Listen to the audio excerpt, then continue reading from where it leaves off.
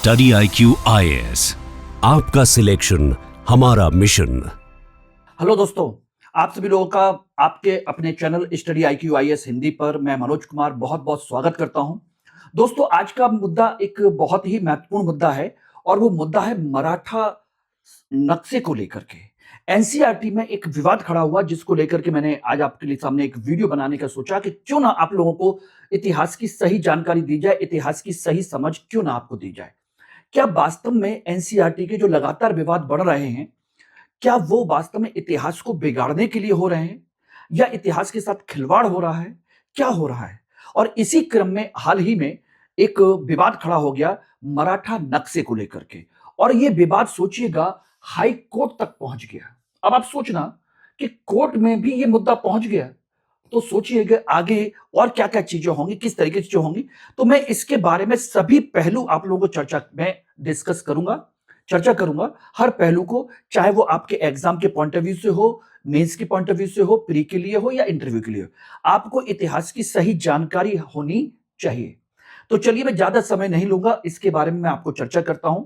देखिए, अभी आज के पेपर में ये दिया हुआ था, आपकी कटिंग है। इसमें कंडीशन ये थी कि कक्षा 8 की एनसीईआरटी ने एक सोशल स्टडीज की यानी कि सामाजिक विज्ञान की एक किताब प्रकाशित की थी जिसमें मराठा साम्राज्य का एक नक्शा लगा हुआ था।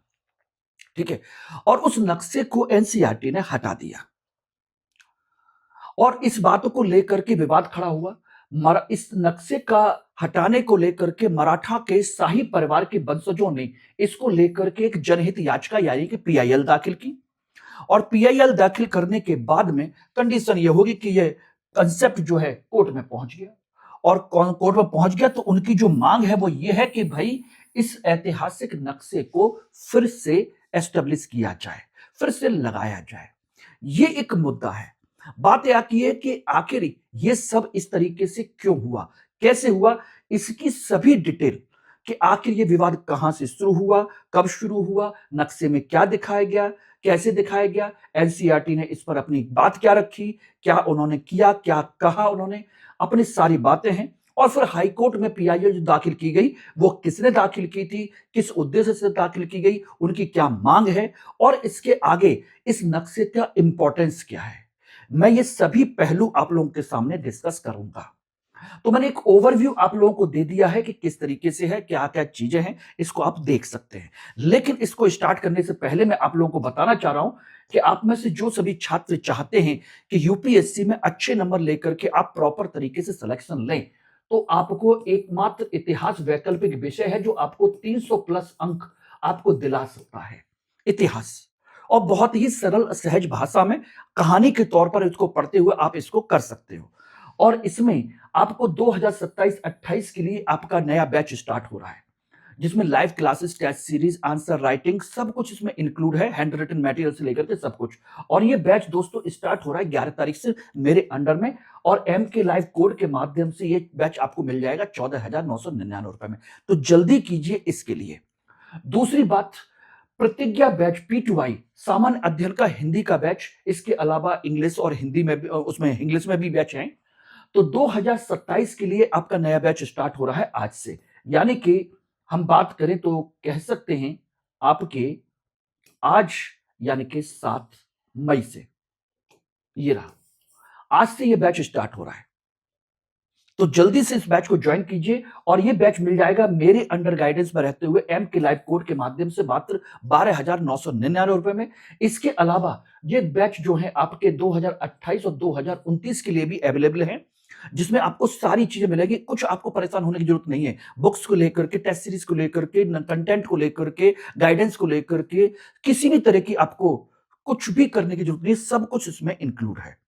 ध्यान रखिएगा। और किसी तरह का कोई भी डाउट होता है, किसी तरह कोई भी चीज होती है तो आप मुझे यहां पर कांटेक्ट कर लीजिएगा, मेरा मेल आईडी और ये सारी चीज है। लेकिन एक चीज ध्यान रखना, जो मैं आपको बताने जा रहा हूं वो ये है कि एक ऐसे व्यक्ति की अंडर गाइडेंस में रहना जो ऑलरेडी सेलेक्टेड हो, यूपीपीसीएस सिलेक्शन 2009 और साथ के साथ यूपीएससी के 3 बार इंटरव्यू दिए हो, 4 बार मेंस लिखा हो, उसकी गाइडेंस में रह करके आपकी सफलता कहां तक पहुंचेगी अब आप खुद सुनिश्चित कर सकते हो। यानी कि एक ऐसा व्यक्ति जो सफल भी, असफल भी और इतना अनुभव है, 17 सालों से ज्यादा अनुभव है, हजारों छात्रों को जिसके अंडर गाइडेंस में रह करके स्टेट पीसीएस और आईएएस में सिलेक्शन मिल चुका हो, तो मैं चाहता हूं कि अब आप फिर से मेरे गाइडेंस में आकर के तैयारी करें। तो फटाफट इन सभी बैचेस को आप ज्वाइन कर सकते हैं, जो भी करना है। ये मेरी एश्योरेंस है कि आपको बेहतर चीजें मिलेंगी। और इस टेलीग्राम ग्रुप को ज्वाइन कर लीजिए, जिससे कि सभी पीपीटी और सभी इंपॉर्टेंट चीजें आपको मिल जाए। ओके, तो चलिए अब अपन अपने मुद्दे पर बात करते हैं। देखिए, मामला कब शुरू हुआ? मामला देखिए शुरू हुआ था 25 जुलाई 2025 को। अब कहोगे 25 जुलाई 2025? यस माय डियर, मैं आपको लेके चलता हूं यहां पर 25 जुलाई 2025 को, जब एनसीईआरटी ने कक्षा 8 की पुस्तक में, सामाजिक विज्ञान की पुस्तक में एक नया चैप्टर जोड़ा था एक्सप्लोरिंग सोसाइटी के पॉइंट ऑफ व्यू से, जो उसका कंसेप्ट है exploring society India and the beyond. उसमें पेज नंबर 71, सोचिएगा इस किताब का पेज नंबर है 71, और जो मैप था 3.11, यानी कि तीसरे चैप्टर का 11वां मैप था ये 3.11। और ये जो मैप था, ये मैप था आपके मराठा साम्राज्य को लेकर के। मराठा साम्राज्य का ये मैप था जिसको उन्होंने इसमें जोड़ा, ठीक है ना। इसमें जोड़ा हुआ था, मराठा साम्राज्य दिखाया गया था। वो भी किस वर्ष का साम्राज्य का दिखाया गया था? 1759 के समय का ये मैप दिखाया गया था। बोला ठीक है सर, इसमें कोई परेशानी नहीं है कि भाई किताब छापी, किताब में मराठा साम्राज्य का चैप्टर है, उसमें मराठा साम्राज्य का मैप भी दिखाया गया, कोई प्रॉब्लम नहीं हुई। अब बात आती है इसके आगे कि सर इसमें मैप दिखाने से क्या ही परेशानी है? परेशानी ये नहीं है, परेशानी ये है कि इस मैप में क्या दिखाया गया था। मैप में जो दिखाया गया था वो ये था कंप्लीट मैप, ये रहा इस तरह का, ये पूरा, जिसमें तमिलनाडु के तंजौर से लेकर के दक्षिण में और ऊपर से लेकर के कश्मीर कन्याकुमारी यहां तक, ठीक है ना, पूरब में उड़ीसा से लेकर के और इधर पेशावर तक, इवन राजस्थान भी, इसमें इतना बड़ा इसके क्षेत्र को दिखाया गया कि भाई ये मराठों का अपना एक साम्राज्य था, या उनका अपना एक साम्राज्य का यह प्रभावित क्षेत्र था, ठीक है ना। यानी कि दक्षिण में तंजौर, उत्तर में पेशावर, पूरब में कटक उड़ीसा, और पश्चिम में राजस्थान, और ये पूरा इलाका उनके में दिखाया गया, ठीक है ना। और इसके बारे में कहा गया कि ये जो संपूर्ण इतना बड़ा क्षेत्र है, इतिहासकार मानते हैं कि भाई अगर हम बात करें तो भारतीय उपमहाद्वीप में उस समय सबसे बड़ा साम्राज्य यही था, भारतीय उपमहाद्वीप में, यानी कि भारतीय उपमहाद्वीप का सबसे बड़ा साम्राज्य था, सबसे बड़ा साम्राज्य उस समय का ये रहा, ठीक है। कोई परेशानी नहीं, परेशानी इस बात से नहीं थी, परेशानी थी कि इसमें राजस्थान के कुछ हिस्सों को दिखाया गया, जैसे जैसलमेर है, मेवाड़ है, बूंदी है। नक्शे में जैसलमेर, मेवाड़, बूंदी मराठा प्रभाव में दिखाया गया, और इस चीज को लेकर के राजस्थान के शाही परिवारों द्वारा इस नक्शे में दिखाई गई सीमाओं पर उन्होंने आपत्ति दर्ज की। उन्होंने आपत्ति दर्ज की, उन्होंने कहा कि जैसलमेर, मेवाड़, बूंदी का जो इलाका है ये मराठाओं के प्रभाव में नहीं था, केवल टैक्स देता था या उनके साथ संधि थी, ये उनका साम्राज्य का हिस्सा नहीं था, यानी कि उनके प्रभाव में नहीं था। यह गलत दिखाया गया है, या केवल संधियां थी, या कर व्यवस्था थी, या समझ लीजिए आपस में एक संबंध था, उनके प्रभाव में नहीं था, अस्थायी प्रभाव में था। ये इन्होंने इस बात का विरोध किया, और विरोध किया तो कंडीशन ये हुई कि एनसीईआरटी ने इसको लेकर के फिर गुपचुप तरीके से उसके विभिन्न संस्करणों को, डिजिटल संस्करण से इसको हटा दे। जो भाई किताबें बिक चुकी हैं, आपके प्रिंट मटेरियल है उसमें तो मौजूद है, लेकिन जो डिजिटल संस्करण है उससे इनको हटा दिया और इसी बात को लेकर के ये विवाद खड़ा हो गया। ठीक है ना? तो ये और आलोचकों का तर्क ये था कि यह क्षेत्र पूरी तरह मराठा शासन के अधीन नहीं थे, यहां केवल अस्थायी सैन्य दबाव या संधियां या कर प्रणाली थी। ओके, तो ये इस बात का विरोध किया गया। अब जब विरोध किया गया तो एनसीईआरटी के पास बात गई। अब एनसीईआरटी के पास बात गई तो फिर पक्ष निकल करके आए कि भाई प्रत्यक्ष प्रभाव और प्रभाव क्षेत्र क्या होता है। प्रत्यक्ष शासन का मतलब होता है सीधा प्रशासन, पूर्ण नियंत्रण, और स्थानीय शासन का कोई अधिकार नहीं होता। जबकि राजस्थान में ऐसा था नहीं। राजस्थान में राजपूत लोग अपना शासन चला रहे थे। डेफिनेटली प्रभाव क्षेत्र होता है कि भाई उनका इन्फ्लुएंस था, जहां संधियां, सैन्य व्यवस्था, चौथ और सरदेश मुखी जैसे कर की वसूली होती थी, इससे ज्यादा नहीं। ठीक है ना? और एनसीईआरटी ने जब इस सब चीजों के बारे में बात हुई तो फिर एनसीईआरटी ने इसके लिए एक कमेटी गठित की और कमेटी गठित की तो फिर कमेटी के रिकमेंडेशन पर इन्होंने डिजिटल संस्करण से इसको हटाना शुरू कर दिया। ठीक है ना? और उसमें उन्होंने कहा कि नक्शे में प्रत्यक्ष शासन, ट्रिब्यूटरी स्टेट्स, प्रभाव क्षेत्र तीनों को एक ही रंग में दिखा दिया गया है। ये उनकी अपनी चूक हुई है और एनसीईआरटी ने माना कि ये हमें दिखाना तो चाहिए था, लेकिन इसमें डिस्क्लेमर रख देना चाहिए था। यानी कि उन्होंने कहा कि नक्शे का उद्देश्य केवल प्रत्यक्ष शासन नहीं बल्कि मराठा प्रभाव को दर्शाना था। उन्होंने इस बात की गलती स्वीकार की कि पुराने संस्करणों की तरह इस बार उन्होंने स्पष्टीकरण नहीं लिखा और विवाद से बचने के लिए उन्होंने हाई पावर कमेटी ने नक्शा हटाने का निर्णय दे दिया अल्टीमेट, और इस तरीके से नक्शा हटा दिया गया और उन्होंने इस बात को एक्सेप्ट कर लिया कि हम केवल प्रभाव क्षेत्र दिखाना चाहते थे, अलग अलग चीजें नहीं। अब जब विवाद हो गया तो उसको हटा दिया। ठीक है ना? हटा दिया, कोई दिक्कत नहीं। अब इसके आगे सारी चीजें शुरू होती हैं। अब इसके आगे शुरू ये होती है कि जब ये बातें मराठाओं के शाही परिवार के लोगों को पता चली तो फिर उन्होंने पहले तो आरटीआई दाखिल की। आरटीआई के माध्यम से उन्होंने पता किया कि क्या हुआ, तो पता चला कि जो आरटीआई दाखिल की गई कि एनसीईआरटी ने उन्होंने ऐतिहासिक दस्तावेजों का सही तरीके से अध्ययन नहीं किया, पहली बात। दूसरा, उसके बाद उन्होंने फिर याचिकाकर्ताओं ने पीआईएल दाखिल की। याचिकाकर्ताओं ने पीआईएल दाखिल की, पब्लिक इंटरेस्ट लिटिगेशन। ठीक है ना? उन्होंने दाखिल की और वो कौन कौन लोग थे? देखिए, शाही परिवार के लोग थे, मराठा शाही परिवार के। उनके नाम मैं लिख देता हूं कौन कौन है। देखिए, एक नाम है आपका राजे मुधोजी राजे। राजे मुधोजी राजे, ठीक है, एक ये रहे। दूसरे हैं अजित सिंह राव भोसले। अजित सिंह राव भोसले, ये रहे। ठीक है ना? तीसरे हैं शिवाजी दत्तात्रेय जाधव। शिवाजी दत्तात्रेय जाधव, ये रहे। और इसके अलावा एक और है रघुजी राजे। रघुजी राजे, तो ये सब शाही परिवार के आपके लोग हैं जिन्होंने ये याचिका दाखिल की और इन्होंने कहा कि यह निर्णय जो एनसीईआरटी का है वो मनमाना निर्णय है।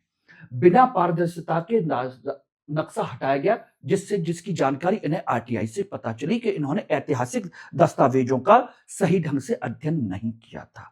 दूसरा, साक्ष्यों की अनदेखी की। जो इस मैप के नक्शे को प्रॉपर तरीके साक्ष्य के रूप में प्रस्तुत करते हैं, अभिलेख है, ऐतिहासिक शोध है और अन्य चीजें, इनकी कोई इन्होंने जांच नहीं की। दूसरा, इन्होंने कहा कि राजनीतिक दबाव में विरोध के बाद जल्दबाजी में उठाया गया कदम है कि भाई जल्दी से इसको हटा दीजिए, और इससे एक सबसे बड़ी चीज, सांस्कृतिक पहचान का संकट खड़ा हो गया।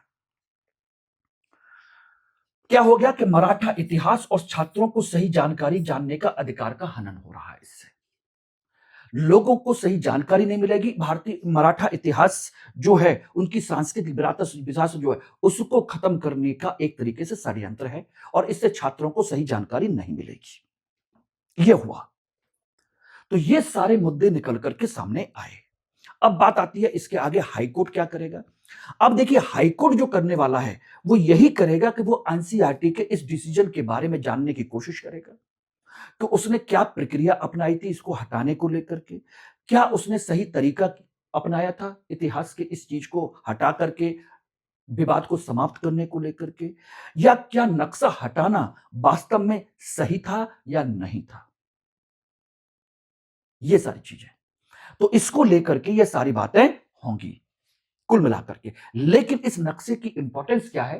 देखिए, इस नक्शे की सबसे बड़ी इंपॉर्टेंस है सत्ता हस्तांतरण, जो आप समझना चाहिए। 1707 में औरंगजेब की मृत्यु हो गई और उसके बाद मुगलों का पतन हो गया, डिक्लाइन ऑफ मुगल्स। ठीक है, छत्रपति शिवाजी महाराज ने अपनी शक्ति के बल पर इस साम्राज्य का निर्माण किया था, स्वराज का निर्माण किया था, जिसे आगे छत्रपति संभाजी महाराज, राजा राम और उनके वंश के लोगों ने इसको आगे बढ़ाया। और यह नया नक्शा साबित यह करता है कि मराठा शक्ति दिल्ली की राजनीति यानी कि मुगलों को नियंत्रित कर रही थी, मुगलों को संरक्षण दे रही थी। वही इसको चलाते थे, किस शासक को हटाना है, किस शासक को बिठाना है। जैसे पानीपत के तीसरे युद्ध के समय में मुगल बादशाह की कोई अहमियत नहीं थी, वहां पर मराठे ही जाकर के शासन चला रहे थे, वही सब कुछ देखभाल कर रहे थे। तो सत्ता का हस्तांतरण एक तरीके से मराठों के पास आ चुका था। दूसरा, औपनिवेशिक मिथक, भारत हमेशा बिखरा हुआ था, यह बात अंग्रेजों ने कही थी और कहा जाता है कि अंग्रेजों ने इसे एक किया था और इस मिथक का अंत हो गया। इस अंत यह हो गया कि अंग्रेजों के आगमन से पहले ही भारत में एक अखिल भारतीय शक्ति मौजूद थी, जो मराठा साम्राज्य के रूप में मौजूद थी, जिसका प्रभाव उत्तर से लेकर दक्षिण तक, पूरब से लेकर के पश्चिम तक बड़े विस्तार पूर्वक था, अखिल भारतीय प्रभाव था। और मराठों का विस्तार गुजरात में, उड़ीसा और तंजौर से लेकर पंजाब तक सब जगह मौजूद था। और यह नक्शा भारत के स्वदेशी एकीकरण का प्रभाव है, प्रमाण है, जो कि ये कहते हैं कि अंग्रेजों ने एक किया, उससे पहले मराठा एक कर चुके थे कुल मिलाकर के। तो इस बात को समझने की आवश्यकता है। तो कहीं ना कहीं इस तरह के नक्शे को हटा करके बच्चों को इतिहास की सही जानकारी नहीं दी जा रही, तो इसका मतलब यही है कि क्या हम अंग्रेजों की उसी बात को मानते रहें, या मराठों ने इस राजनीतिक एकीकरण करने का प्रयास किया था, स्वदेशी एकीकरण करने का प्रयास किया था, उसको हम नकार दें। हमें इसके सही चीजों को जानना जरूरी है। हाँ, मैप में इतना जरूर कर सकते थे कि भाई जो क्षेत्र प्रभाव में है उनको प्रभाव में दिखाया जाए, जो प्रत्यक्ष प्रभाव में है उनको प्रत्यक्ष में, जो अप्रत्यक्ष है उनको अप्रत्यक्ष में, ठीक है ना, वो हर तरीके से रिप्रेजेंट किया जाए। लेकिन एक चीज जरूर मानिएगा, चाहे वो प्रभाव में हो या प्रत्यक्ष शासन में हो, अल्टीमेट बात तो उनकी मानते हैं, उनको टैक्स देते हैं, सारी चीजें करते हैं। इसका मतलब है कहीं ना कहीं ये साम्राज्य तो है ही। जैसे हम मुगलों का साम्राज्य दिखाते थे या अशोक का साम्राज्य दिखाते थे, इन पर इतना प्रभाव है, तो क्या उस बीच में कहीं कहीं छोटे मोटे राजे रजवाड़े ऐसे नहीं होते थे जो अपनी स्वतंत्र सत्ता चलाते थे? जैसे मुगलों के समय में, राजपूताना में भी मुगलों के समय में क्या था, उनकी अधीनता स्वीकार करते थे, उनको टैक्स देते थे, लेकिन शासन अपना चलाते थे, प्रत्यक्ष शासन तो नहीं था। उसी तरीके से मराठों का भी राजपूताना पर प्रत्यक्ष शासन तो नहीं था, टैक्स देते थे, उसके प्रभाव को मानते थे, उनकी संधियां थी। तो एक तरीके से सही चीज का समझ, सही चीज की जानकारी छात्रों तक पहुंचना जरूरी है। और इस बात को आप लोग हिस्ट्री ऑप्शनल के पॉइंट ऑफ व्यू से अच्छे तरीके से याद रख लीजिएगा कि भारतीय इतिहास का एकीकरण करने का पहला प्रयास किसने किया था? शिवाजी ने, या शिवाजी के वंशजों ने, या कह लीजिए मराठाओं ने। और जब आपके थर्ड पानीपत के बैटल में मराठा हार गए, तो पूरा साम्राज्य इनडायरेक्टली ब्रिटिश कंपनी के अधीन चला गया, क्योंकि उनको टक्कर देने वाला कोई नहीं था। और यह बात हम इतिहास में पढ़ते भी हैं कि तीसरे पानीपत के युद्ध ने भारत को अंग्रेजों की झोली में डाल दिया, क्योंकि अब मराठे कमजोर पड़ गए, मराठे पीछे लौट गए, उत्तर खाली हो गया। और जिसका फायदा अंग्रेजों ने उठाया, पूरे उत्तर भारत पर एक एक करके कब्जा कर लिया, चाहे बंगाल पर, चाहे अवध पर, चाहे दिल्ली पर, कहीं पर भी, क्योंकि मराठे पीछे हट चुके थे। और मराठा पूरे भारत में अपना जो शासन है, पेशवा के, पुणे के पेशवा के अंडर में रह करके इस तरीके से मराठा कॉन्फेडरेशन के तहत इसको चलाते थे, विकेंद्रित शासन। सिंधिया, सिंधिया है, सिंधे नहीं, सिंधिया, सिंधिया, भोसले, होलकर, गायकवाड़, पवार, ये सब विकेंद्रीकृत शासन के तहत इस शासन व्यवस्था को चलाते थे कुल मिलाकर के। अब इसमें मराठा समर्थक इतिहासकार क्या कहते हैं कि मराठों का प्रभाव उत्तर भारत पर था, दिल्ली पर वास्तविक नियंत्रण था, कई राजपूत राजा उनको कर देते थे, इसलिए नक्शा सही है, ठीक है ना। आलोचक इतिहासकार कहते हैं कि सैन्य अभियान और स्थायी शासन में अंतर होता है, कई राज्यों ने केवल डर से संधियां की थी, नक्शे में सीमाएं अतिरंजित की गई हैं, डर से संधियां कर ली थी कि चलो भाई संधि कर लेते हैं, उनका प्रभाव मानते थे, प्रत्यक्ष शासन नहीं था, इसलिए उसको उस तरीके से दिखाना चाहिए। यह है कंसेप्ट। और इस तरीके से देखा जाए 1674 शिवाजी महाराज का राज्याभिषेक, 1713 पेशवा पद का मजबूत होना, बालाजी विश्वनाथ पहले पेशवा बने, 1760 मराठा साम्राज्य का चरम विस्तार, बाजीराव प्रथम और बालाजी बाजीराव ने इसका पूरा उत्तर भारत पर कब्जा कर लिया, और 1761 पानीपत का तीसरा युद्ध, मराठा बनाम अब्दाली, जिसमें मराठों की हार हो गई और ये कमजोर हो गए। ये इंपॉर्टेंट फैक्ट हैं जिनको आप लोगों को ध्यान में रखना चाहिए। और मेंस के पॉइंट ऑफ व्यू से ये दिखाई प्रत्यक्ष शासन और प्रभाव क्षेत्र को अलग अलग दर्शाने की आवश्यकता है, ठीक है ना। इतिहास लेखन और राजनीति दोनों अलग अलग चीजें हैं। और तीसरा, क्षेत्रीय अस्मिता, राज्यों की सांस्कृतिक पहचान बनाम राष्ट्रीय इतिहास, ये भी हमें संतुलित दृष्टिकोण से अपनाना चाहिए। तो इस तरीके से मैंने ये सभी पहलू आपको समझा दिए हैं। उम्मीद करता हूं कि आप लोगों को ये अच्छा लगेगा। डेफिनेटली पूरा सुनिए, अच्छे समझिए, और क्या सही होना चाहिए आप मुझे कमेंट सेक्शन में जरूर बताइएगा। धन्यवाद। स्टडी IQ IAS, आपका सिलेक्शन हमारा मिशन।